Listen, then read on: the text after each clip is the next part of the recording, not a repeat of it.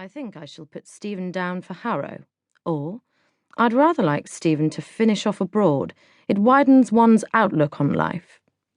And listening to him, Anna also grew convinced.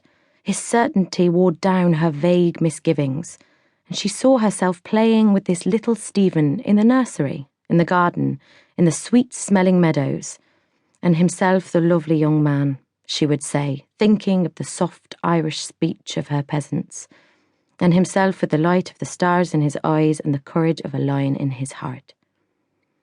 When the child stirred within her, she would think it stirred strongly because of the gallant male creature she was hiding.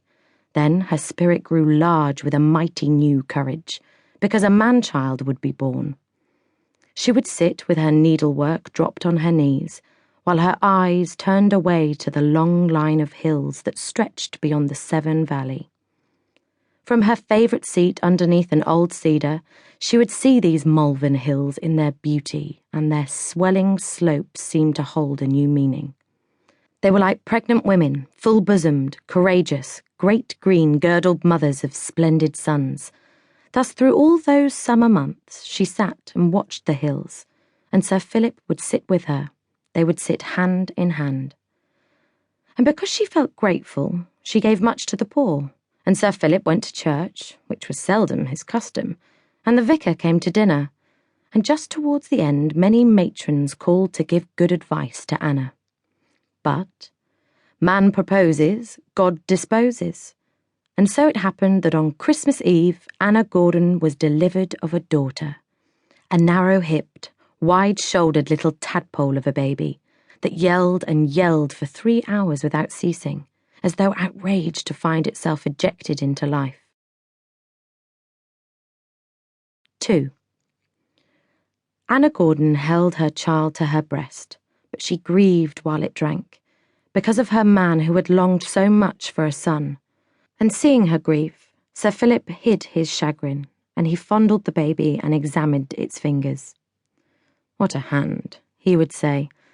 "Why, it's actually got nails on all its 10 fingers. Little, perfect pink nails."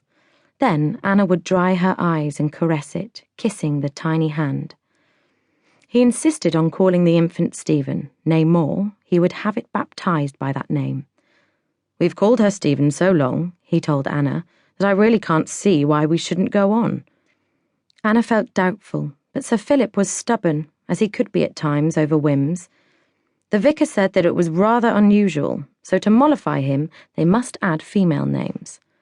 The child was baptized in the village church as Stephen Mary Olivia Gertrude, and she throve, seeming strong, and when her hair grew it was seen to be auburn like Sir Philip's. There was also a tiny cleft in her chin, so small just at first that it looked like a shadow, and after a while when her eyes lost the blueness that is proper to puppies and other young things, Anna saw that her eyes were going to be hazel, and thought that their expression was her father's. On the whole, she was quite a well-behaved baby, owing, no doubt, to a fine constitution. Beyond that first energetic protest at birth, she had done very little howling. It was happy to have a baby at Morton, and the old house seemed to become more mellow as the child, growing fast now and learning to walk, staggered or stumbled or sprawled on the floors that had long known the ways of children. Sir Philip would come home all muddy from hunting and would rush into the nursery before pulling off his boots. Then down he would go on his hands and knees while Stephen clambered onto his back. Sir Philip would pretend to be well corned up, bucking and jumping and kicking wildly, so that Stephen must cling to his hair or his collar and thump him with hard little arrogant fists. Anna, attracted by the outlandish hubbub, would find them and would point to the mud on the carpet. She would say, "No, Philip, no, Stephen, that's enough, it's time for your tea," as though both of them were children. Then Sir Philip would reach up and disentangle Stephen, after which he would kiss Stephen's mother.